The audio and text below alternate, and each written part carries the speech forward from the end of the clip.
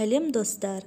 Бүгінгі видеода үй гүлдеріне активированный уголь препаратының маңыздылығы мен пайдасы туралы айтамыз. Бүгінде бұл қара көмір таблеткасы барлық үйде табылатыны сөзсіз. Егер жоқ болса, аптекадан өте арзан бағада сатып алуға болады. Достар, керемет препарат туралы және пайдасын, әсерін толық білгілеріңіз келсе, видеоны өшірмей соңына дейін қараңыздар.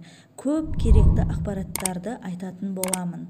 Активированный угольдің қандай пайдасы бар деген сұраққа жауап беретін болсақ, бір емес бірнеше пайдасы бар десек те болады.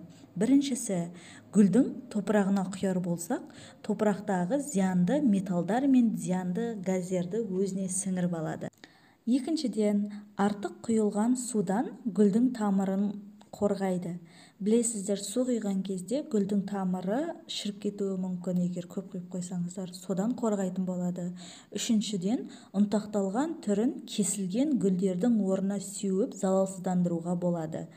Төртіншіден, гүлдерді көбейту кезінде атроска салынған суға 2-3 таблеткасын салсаңыздар, жаңадан шыққан тамырлары шіріп кетуінен сақтайды.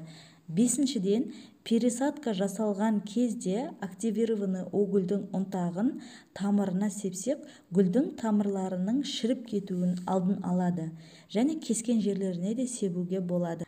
Алтыншыдан, гүлдердің тамырында болатын түрлі бактериялық ауруларды болдырмайды.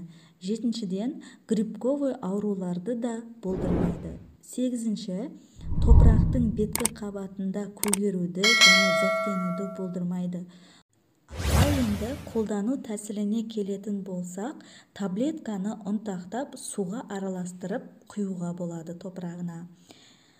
Ұнтағын топырақ бетіне себуге де болады. Таблеткаларды жартысынан бөліп, топырақтың беткі топырақ тереңдігіне тығып қоюға болады.